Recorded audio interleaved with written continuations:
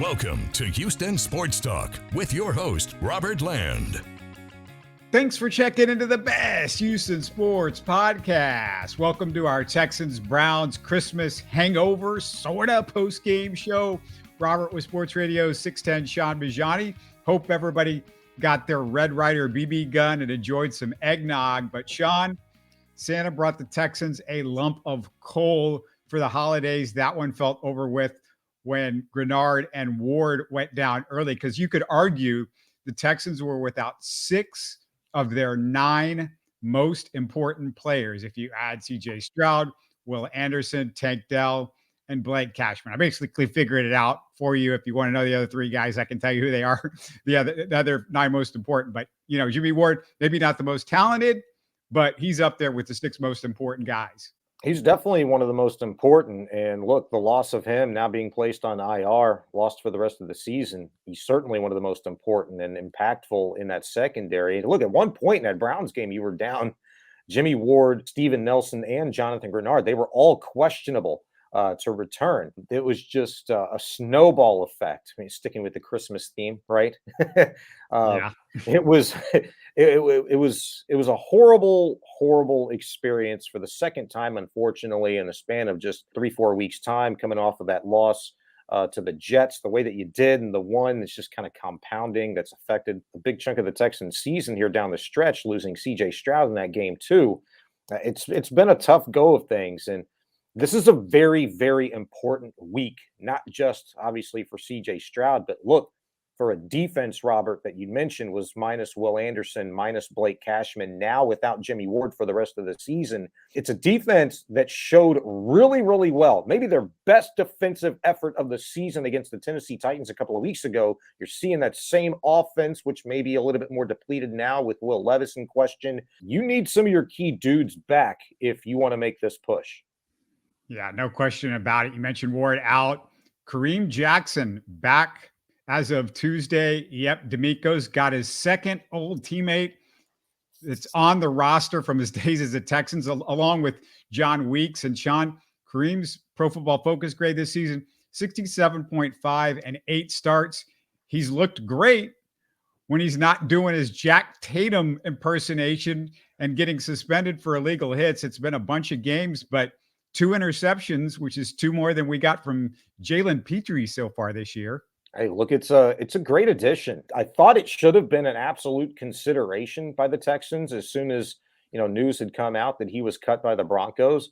You absolutely have to take a look at it, and you start looking a little bit deeper. And you don't have to go too deep to see, hey, look, former Alabama guy, fit, right? Played with DeMeco Ryans for a couple of years before DeMeco moved on up to Philadelphia.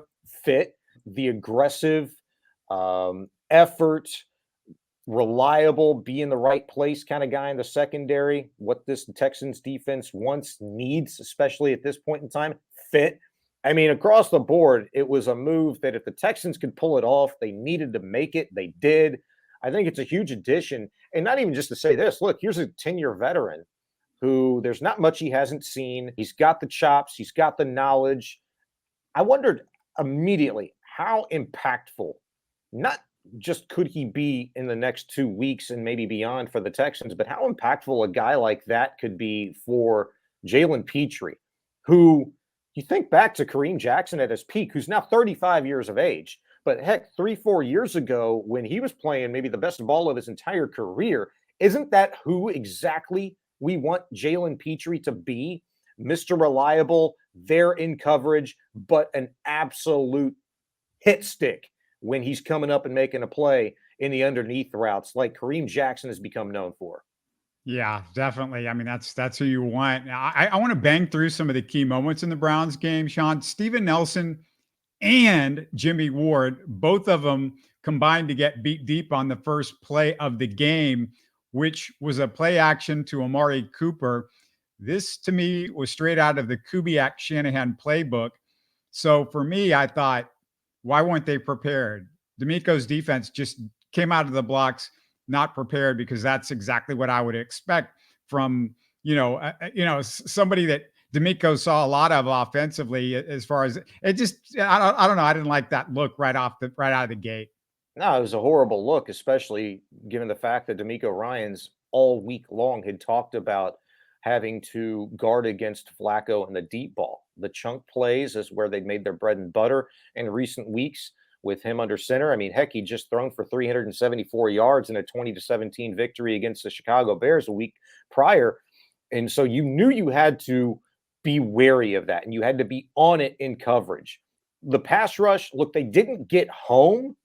They didn't get Flacco. I don't think he got sacked once. I think they got maybe one sack, and that was Dorian Thompson-Robinson in garbage time. But the fact that, look, you were still getting into the pocket and affecting throws. Heck, they had him in the grasp one time, and he made a great throw.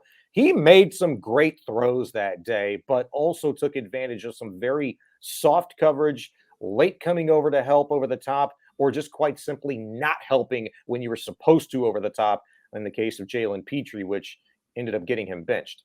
Yeah, you could say maybe DeMeco also could have adjusted a little, because once Greenard goes down, you might have to adjust and say, I know I hate the blitz. I know I like the four-man fronts and whatever, but we don't have Greenard. We don't have Will Anderson. I need to get some pressure on this guy. And Joe Flacco, he's better in the pocket than I think a lot of people think. He's not Lamar Jackson, of course, but he's better than people think. However, why not try to get him off schedule a little bit, do something different once you know that that's the case? You kind of have to take some chances, because if you don't, you're just letting him sit back there, especially with all the injuries that you've got, in the secondary as well. I mean, I think they trusted Jerry Hughes and Derek Barnett, to be good enough. Barnett has played really good ball in a limited amount of time since being with the Texans. I think they like, what he's brought, along with Khalil Davis, two guys that hadn't been here all season and played a significant role all season, come in here in the last month or so and played some good ball. Jerry Hughes led this team in sacks last year. And I thought, that was just a little bit of faith to the game plan, because you had two guys, two veterans that you thought could go out and execute it. It was just, it was a tough go. Flacco caught all that hell for, the last few years in Baltimore, but I don't know that he had the greatest of offensive systems to play in. And then two, look, just being an older, cagier guy, I know just a few weeks removed from applying to the NFL Network as an analyst, but still, I mean, you see what you see. The game is slowed down. He's savvy in the pocket, and the protection for him on that offensive front was good enough against what looked to be like a really fearsome defensive front for the Texans just a week prior.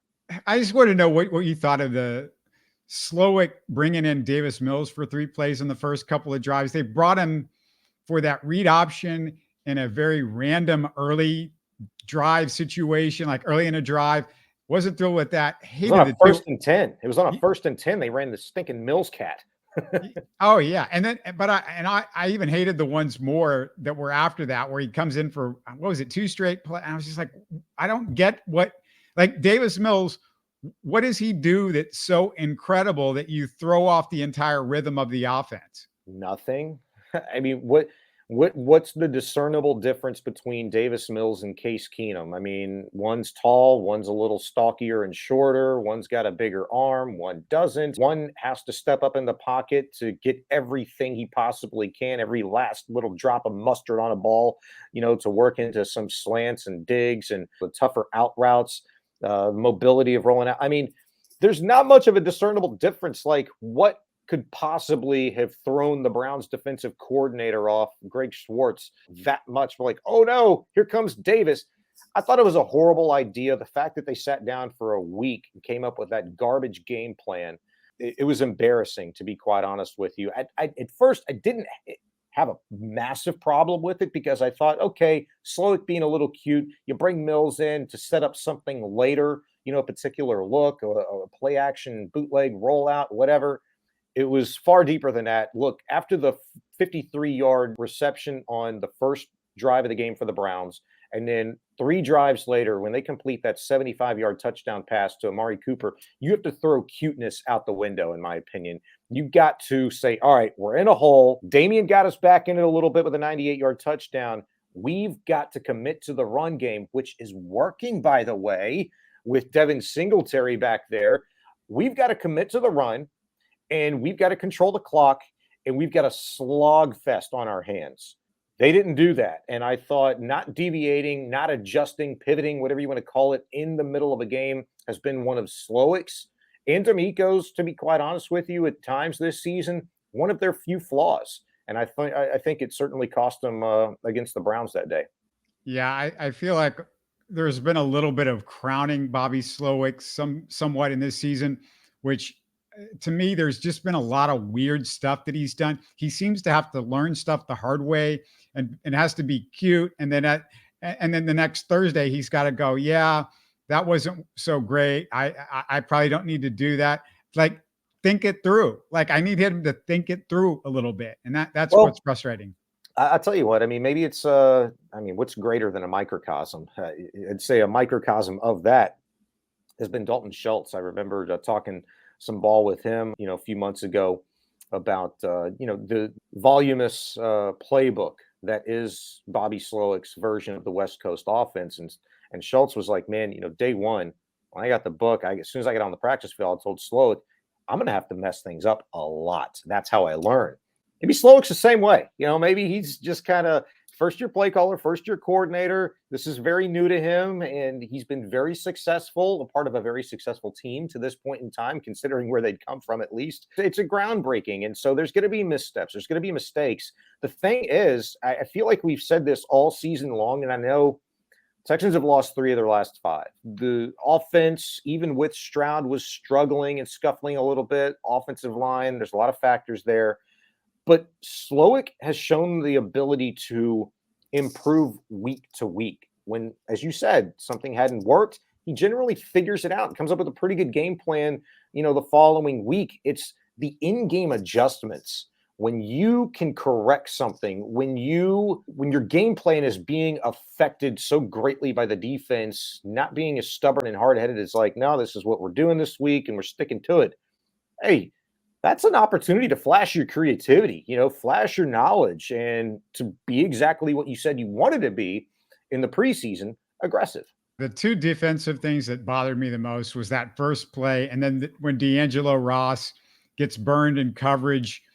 Nelson was out at that point. It was kind of terrible. It was another bad look when Cooper gets that touchdown. Just leaving him on an island like that was bad. I'm sure you don't differ with me on that one either. No, and it was, I think, a clear blown coverage by Petrie. He should have been helping over the top with D'Angelo Ross on Amari Cooper. The fact that D'Angelo Ross was even on Amari Cooper in that instance, to me, is egregious. I know DeMeco after the game said, hey, that's just not what we do. I thought what you did was draft the best players possible at the position of need, Derek Stingley a couple of years ago, and then play them against when they're ready. And it appears over the course of the last month, Derek Stingley is very ready to be matched up on the opposition's best receiver. In that instance, it was Amari Cooper. He should have been there instead of fiddling around with Cedric Tillman, a rookie, on the other side of the field. It was a non-factor. But it's not the same play. It's not the same philosophy. And I don't know this for an absolute fact, but I'm just trusting my football eyes as the play that Stingley made a few weeks back when he intercepted a pass in man coverage, when Petrie bit down on the underneath route. That was on purpose.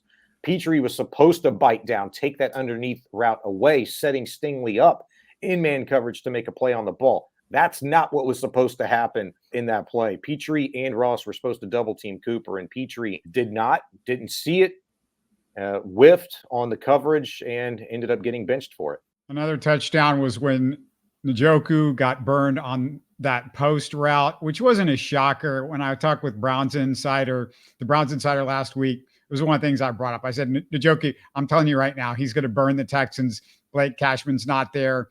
They've got some issues covering tight ends to begin with, so that's going to be bad. About the only sort of silver lining in this game was Dameon Pierce, kickoff returner. Is that something moving forward? Maybe, should be. If a guy returns 198 yards to the house, I mean, you got to give him another look. And I think he had another couple opportunities after that where he'd gotten the Texans up to around their own 29, 33-yard line on some returns. So he did a really good job. And it kind of fits the style of Dameon Pierce, right? Where he sees everything. He sees the blocks happening in front of him a considerable distance away before he's got to make a decision. And he gets to put his head down and just freaking go and bowl over people. And on the return, you didn't have to move over anybody, really. It was just great coverage. But I think you absolutely need to take advantage of his speed. He is fast. He can make, subtle, but very quick cuts and not miss a beat. So you got to go back to that because look, post game, he was on Sports Radio 610's post game show on Texan radio and said, "Hey, look, every struggle that I've kind of gone through this season in running the football out of the backfield, it ain't going to be fixed this year. I'm going to need an off season for it. And there's a lot of things that the system is asking me to do that I am not mentally capable of yet. But he's eating up a spot on this roster. He's talented. He's fast. He's strong. You got to put him to work some way. And I'm down for the kick return." Yeah, no question about it. I'm like, let's get the best guys doing what they're doing. I'm not worried about a running back's longevity, especially if he doesn't look like an elite running back, which Dameon Pierce looked at maybe the first half, 2/3 of last year. But since then, we just haven't seen it. And, one of the things you cannot do, Shaun, when you don't have your starting quarterback is commit a bunch of penalties, especially on offense. Dieter, Scruggs, Tunsil, and Woods all had first half penalties and some important ones. There was also the dumb Andrew Beck special teams penalty. I keep feeling like they're trying to make Andrew Beck a thing for me. And I'm somebody that's like, okay, I know you might need a fullback, but you kind of have to prove to me that this guy is involved in everything and he's doing a good job. And this wasn't, something where, you can't have a fullback on special teams, but they're trying to make him a thing. And a lot of times I just don't think he's a thing. I don't think he's as good. They want him to be what the 49ers have had at fullback, and he's not that. I almost want to say he's that far away from making some of those, necessary plays. And if he just doesn't possess the necessary athletic ability to do some of that, it might very well be the case. There's a reason why he made a little NFL history earlier this season against, Jacksonville on that 89-yard kick return for a touchdown. I think the heaviest player to do so, at least in like 50, 60 years time, whatever it was. It was ridiculous. There's a reason. I like him because I like the hustle. I like the effort. I like the mentality. He's the only guy back there. And apparently at this point in the season, you're 17 weeks in. If who's that other fella they got on the practice squad, Verrett? If he's not better than him, I mean, what are you going to do? You got to play him, and you got to get value out of him somewhere, somehow. Unfortunately for the Texans, they're looking for it a little bit too much. I do agree with you in certain spots with Beck. Yeah, I just don't want the long investment. I would like to look at other fullbacks next year. It's not something that I want to settle with. Yeah. Also, Case Keenum wasn't just the penalties that didn't give him any help. Several drops. Mechie dropped one from each quarterback, I believe. Nico, Brown, Woods all had drops, if I remember. You can also argue that the Browns have the best defense in the NFL. So it's like, okay, Case, we need you to go out there. Our offensive line is going to commit like 4,000 penalties. Your wide receivers aren't going to drop some passes where they get two hands on the ball. I know the coverage was tight, but that's your job. And I know Keenum's the easy scapegoat, but no backup quarterback in the NFL is just going to overcome all this stuff. Yeah, I mean, it was a tough ask, in back-to-back weeks. The Texans needed 70 minutes to beat the Titans in overtime, the week prior with Case Keenum at quarterback. And look, you were dealt the same set of cards minus Nico Collins, really. It was a slog then. And I don't care about the opponent. I mean, it was the same Titans team that the week prior to that had come back from 14 down inside 3 minutes to beat the Miami Dolphins. And so you felt pretty good about getting out of Tennessee in those elements with a win, regardless of how you got it. So, yeah, Keenum's a scapegoat. I don't know that the Texans would have been that much better if Davis Mills would have started the game because No. Davis Mills doesn't play defense. You really were taken advantage of with some gaffes in coverage, the inability to get to Flacco more routinely. I know they hit him 7 times and they hit him one really good time. I think it was the 7th time. I mean, it was a blindside hit by Derek Barnett. Just put him on his butt, but that 39-year-old sucker popped right back up and, showed that toughness. And there was really nothing you could have done, I think, with the hands that you dealt that would have been a little bit different. I mean, maybe more competitive game. with a better game plan, better execution. But let's be honest, man, as many penalties as they had, offense and defense, they couldn't take advantage early on of Brown's penalties. On the first drive, they were whistled for 2 holding calls, and you couldn't get anything going. And Case, I really think arm strength was an issue that day. He needs a pocket to be able to step up and really put some mustard on them throws. And it wasn't there, and he wasn't confident to get rid of the ball in tight spaces. So you saw him kept drifting back, 9, 11 yards from the line of scrimmage, took some tough sacks, threw some dead ducks. I just don't think he trusted his arm enough. And that being the case is why they ended up going with Mills. And I think that's probably the last you'll ever see a Case Keenum playing quarterback in the NFL, to be honest with you. Yeah, look, I mean, Davis Mills, whatever, they scored a couple of touchdowns, but I mean, Davis Mills nearly threw a couple of interceptions. He's still super inaccurate. He might have a strong arm, but he misses guys by 5. Yeah. I mean, he misses guys he's so off with his throw. I watched it last year. I've seen enough. Look, I just trust Case Keenum. There are no good options. And also, I just want to remind everybody, you watch Charlie Heck. It was terrible. I think this is the last we're going to see of him in a Texans uniform. And Sean, we can act like you can just keep replacing these offensive linemen. But the last 2 games, they're playing a rookie who's playing out of position at guard.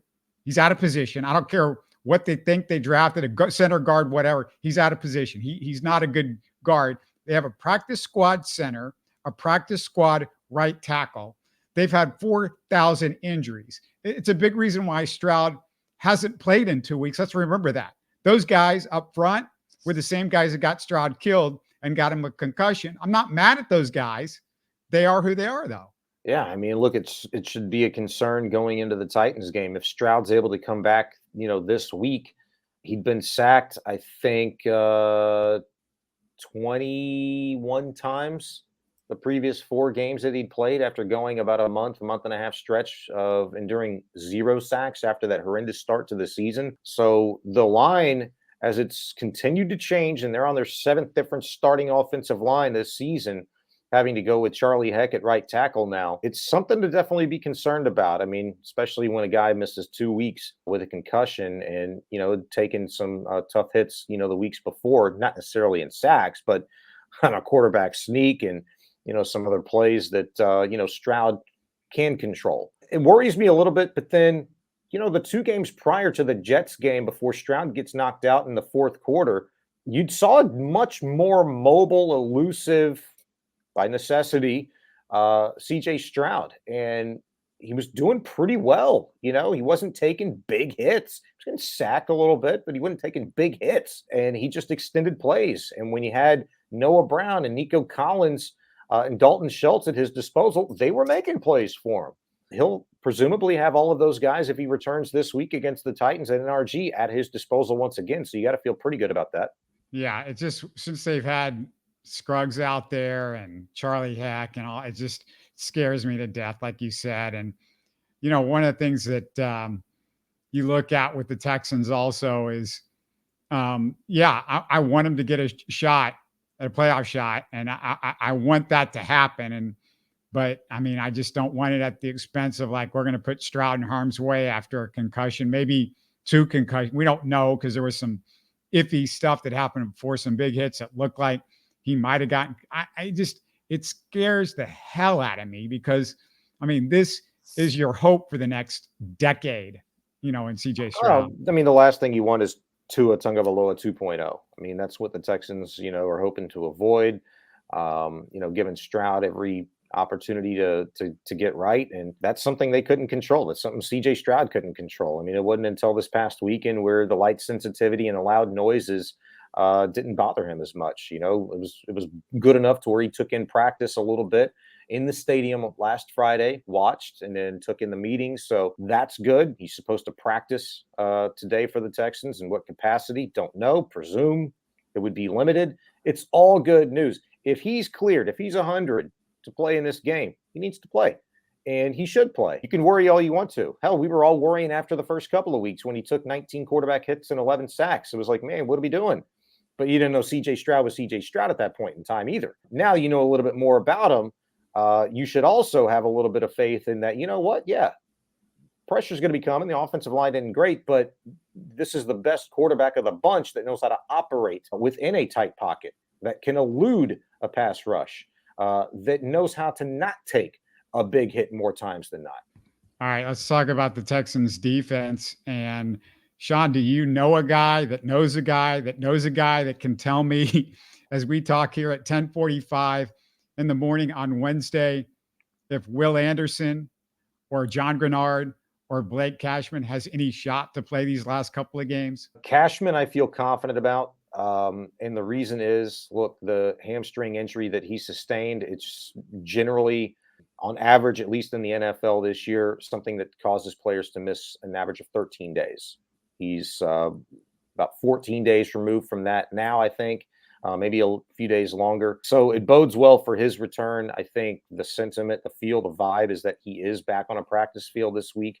I got to be honest with you, I haven't heard anything about Will Anderson. He was in a walking boot a week and a half ago. That never sounds good. The high ankle sprain, already had the knee issue that's popped up on the injury report the weeks prior to that. He was already being kind of load managed during the practice week because of that knee injury. I got to be honest with you. I think Will Anderson's done for the regular season. That type of injury, I know there's different grades of a high ankle sprain, the severities of it, but it's generally a 4-week injury at best. And he's got 2 more weeks. I think he'd be available if the Texans went to the postseason. But I think in effort to get there, they're going to have to do it without Will Anderson. Jonathan Greenard's curious case, foot injury, suffered in the Browns game. We'll see what we see, on the practice field here in just a few short hours. But I would not be shocked at all if Jonathan Greenard was not at practice. I would be a little shocked that Greenard doesn't practice at all this week. Just from what I observed at the game after the injury, walking around, jogging around, trying to move as best he could. It looked like he wanted to give it a go, was trying. If at that point in time you're thinking it's a possibility, to me, a couple days of rest and recuperation and rehab, getting it worked on, should bode well for at least to him give it a shot later in the week. All right, I'm going to let you explain the playoff situation. Do you think you can do it? Can you simplify it for us? Yeah, it's simple. Win out, you're in. If you lose this game against the Tennessee Titans, you need the Colts to lose. That means, presumably, do you foresee the Jacksonville Jaguars losing 4 straight games? It could be C.J. Beathard time this week. Maybe they do. If the Jags and the Colts both lose and you lose, and it comes down to the final week of the season for the whole thing in the AFC South. The Jags win, the Texans lose, and the Colts lose. Then that last game of the season against the Colts is their playoff lives on the line. That's a must-win game for the Texans. If they beat the Colts, they'll get in as the 7th seed. If they don't, then they're going to go home. 9 and 8 just never felt like it was going to get done here in the recent weeks as we've seen them bottled up. There have been 4 or 5 teams right there, 5, 6, 7, 8, 9, 10 seeds in the AFC. It never felt like that was going to be good enough. 10 wins at one point in time, Robert, didn't feel like it was going to be good enough. But because the Jags and the Colts handed the Texans on a silver platter 2 times out of the last 3 weeks in which they lost, while the Texans did as well to the Jets and now the Browns, they couldn't take advantage of it. You could be going into this Week 17 game against the Tennessee Titans up 2 games and thinking about, can we rest some guys, down the stretch? Not, hey, hurry up. Come on. We need all hands on deck here. It's a completely different mentality. But, hey, when you're in, you lose against the Titans, you need the Colts to lose as well. And then it's all chips on the table for that final game of the regular season, Week 18. I want to connect and piece something together, and hang with me as I explain this, but a little under the radar story around Houston. Andre Johnson might be named the new TSU head coach this week. It could happen Thursday morning. There's a meeting. And of course, Andre's also a Pro Football Hall of Fame semifinalist again. And Shaun, with the Titans game Sunday, I just thought this is the perfect time to listen back to what John McClain told me on our show a couple of years ago about his favorite Andre Johnson moment. Let's listen. What's the defining moment of an Andre Johnson career? I don't know if anything really specific comes to mind. I think of the Redskins game where he catches the game-winning pass towards the end of the game.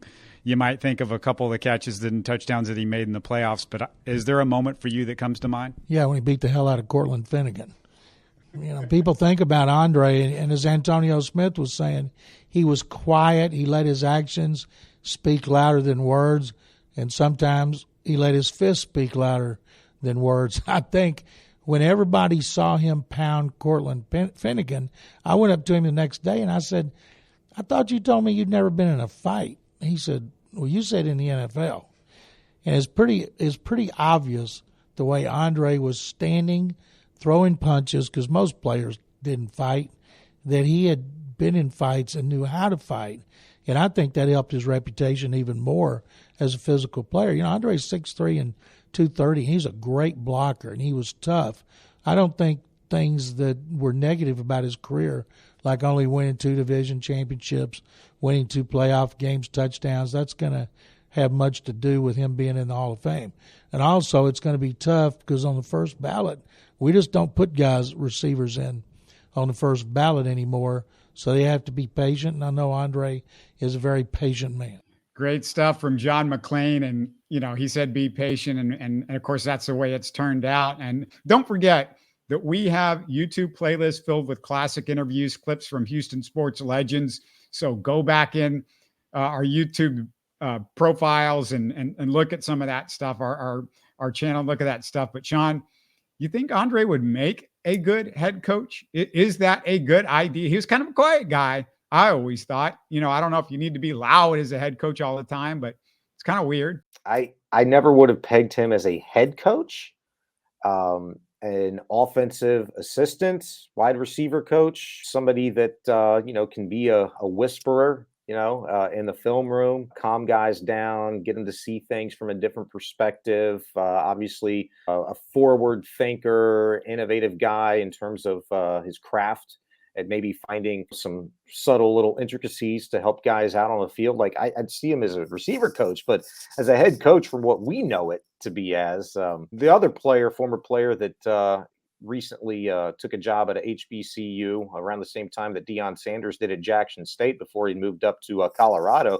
Can't remember his name, but look, those guys, their personality, certainly Deion, right? And a lot of these younger coaches, we can see it. Sometimes they're awkward, but they're there. They're a little bit more vocal and boisterous. I mean, Dre is completely the other end of the spectrum there. But at the end of the day, it's about running a program. It's about having the respect of your players, earning it, and having a good foundation to stand on, and players around you.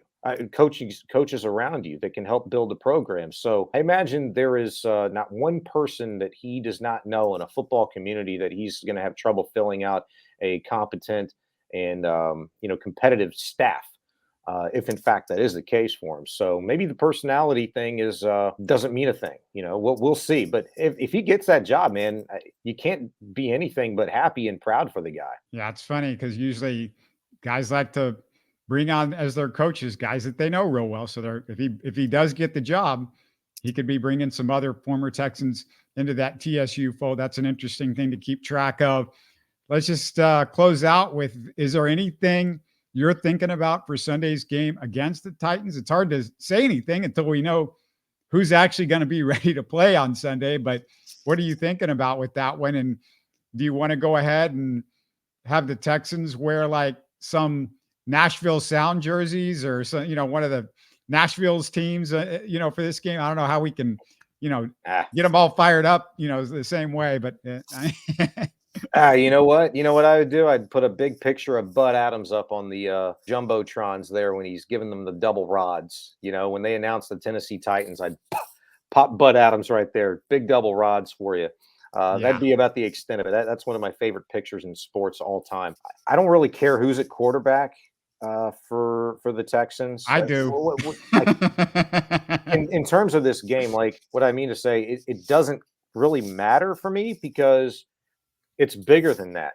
You're 2 weeks removed from the best defensive showing against this very Titans team where you sacked Will Levis 7 times. You shut down the run. You made NFL history, in in the fashion that you held Derrick Henry to just 9 yards on 16 carries, 0.6 yards per attempt, and doing that against.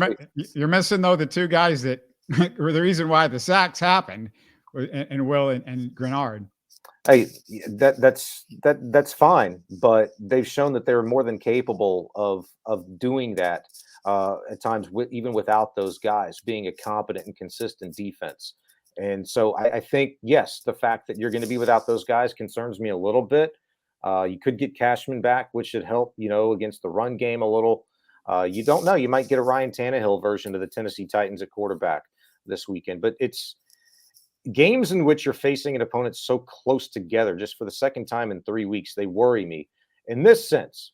Vrabel's been around the block. He's a veteran coach in this league. DeMeco's not. And I think if we're going to talk about, veteranship mattering from a playing standpoint, certainly has to matter to some degree from a coaching standpoint. And there's a much more veteran staff with the Titans and maybe handling these types of scenarios. And there's no question that Vrabel's going to have the Titans up and ready to play, despite even Derrick Henry contemplating retirement a couple of weeks ago after the Texans did what they did to him. But I worry about that, the game within the game, the chess match, and considering the fact that you're going to have a really different looking secondary at your disposal with Kareem Jackson in the mix, Jimmie Ward out, Jalen Petrie, what's going to be his role? How much are they going to have to rely on DeAndre Houston Carson and Kadar Holman at the positions?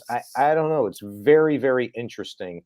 I still kind of am convincing myself that, you know what, the run game's good enough. Last week was an anomaly. Slowick's pretty good at bouncing back from these types of games. Stroud, with the idea that he could come back, the possibility he could come back this week. I got the Texans pulling out another close one against the Titans and keeping their playoff hopes alive for one more week. Yeah, I would hope that would be the case, especially you don't want to lead into both Christmas and New Year's Day in the same depressing sort of fashion that you did. And also, just it would be fun to have like a final game, with everything on the line against the Colts the following week. I mean, how special was that? I like I said, I'm sort of torn because, I don't think we can do much of anything unless Stroud comes back. But it's also, it's so concerned about that guy and playing the long game and everything like that. Usually my theory is, especially in the NFL, man, everything sometimes has to go right for you to get to the playoffs. And everybody just goes, oh, well, don't worry about this year because we're set up. And that whole thing, we're set up, man, chemistry can fall apart. Coaching staffs can change. It all can change like in a millisecond in the NFL. But at the same point, when you got a quarterback in the NFL, man, it's just, it's the biggest thing that there is. And you got CJ Stroud and to risk anything with him is just, I don't know. And, man, it would sure help. At least it would make me feel a little bit better if George Fant was out there. Not that Charlie Heck was just straight trash, but just to have another guy, because it just feels like it's like a dam. And if there's one break, you're like, okay, I think we can control it. If there's two break, it's a little bit harder. But when there's 3 and 4 and boom, boom, boom, boom, boom, it sucks. Well, keep in mind too, Jonathan Greenard had a lot of success against their left tackle, who was a 6th round rookie. Can't remember the dude's name, Duncan, I think it was. He beat him like a drum all day. So even if Greenard can't go, I feel pretty good about Jerry Hughes or Derek Barnett, whoever's matched up on that cat to make him work. And wished he wasn't there that day as well. So there is that. But then too, for the 3rd straight week, and I guess technically you do this every week of the NFL season anyway, but for the 3rd straight week, you're really preparing 2 quarterbacks to play. Because I think with CJ Stroud reportedly being at practice today and, at least a limited capacity, you can't bank on him playing this week. So in all likelihood, it's going to be Davis Mills, who they would be preparing as well to be the starter on Sunday against the Titans. That's always got to be a factor because you never really know. Sometimes maybe that helps guys. Sometimes maybe it hurts them. I don't know. And if it's Stroud and if he's ready to go, I don't know. It's going to be kind of a curious thing to kind of follow this week with if he's a limited participant, a full participant, what that looks like, what it sounds like. We'll see. I still, it's not in Slowick I trust. But I kind of do trust him to not put two stinkers together back to back because he hadn't done it since weeks 1 and 2. One minor correction. I think I said Will Anderson played that Titans game. Greenard did. Will Anderson did not. The big thing, with this game is, the Texans, I just would like them not to like go into a hole early. They've been getting in holes early in these games, and it gets real hard to come out of it, especially with, all the issues that they do have to deal with. So consider that. Also, reminder, Texans post-game show should be back. We should be ready to go Sunday for that one. So we'll be coming right back at you. Thanks for doing this, Shaun. I know it's a busy week for you. You're subbing out quite a bit with the guys on vacation for the holidays over at 610. And people have been listening to you in the morning. You coming back doing more morning stuff this week? Thursday. That's tomorrow. I'm on 10 to 2 in the loop with Landry Locker. All right. Sounds good, man. We'll see you on Sunday. Thanks, man. You're listening to Houston Sports Talk. Hey, don't forget to support us by subscribing and commenting on YouTube. You can always listen to us on Spotify, Apple, or your favorite podcast app. Tell your friends about us and share our show links on social media. Spread the word, everybody. Thanks for listening.